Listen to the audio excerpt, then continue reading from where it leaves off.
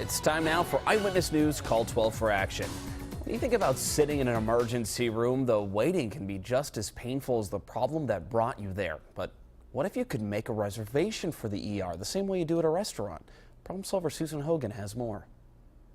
Well, think about it. We make so many reservations, so why not reserve a spot in the ER? If it's not a dire emergency, then calling ahead may actually make some sense. Not many people enjoy waiting for what can feel like an eternity in the ER. You have folks that have to come in who are really, really sick, and you want them to be seen, but you don't necessarily want to sit amongst them and get sick yourself.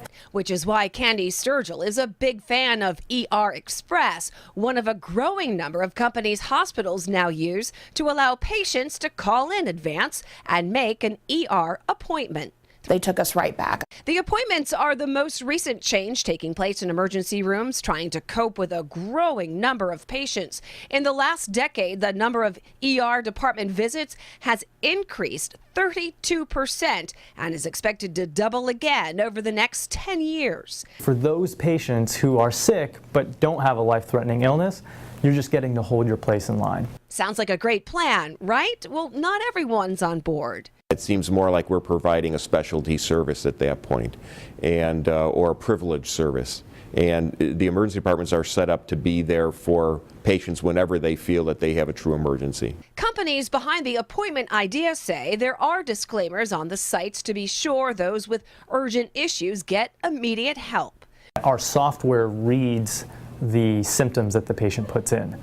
And if they type in something like chest pain or bleeding or numbness, it'll actually stop them and it'll block them and say, based on what you told us, you need to call 911. And doctors in the hospitals already using the appointment system say it actually allows them to improve the care they give. We know ahead of time what they're coming for. We have their charts ready. And having these appointments also helps hospital staff to guide patients away from the busier hours to make things a little bit more settled for everyone.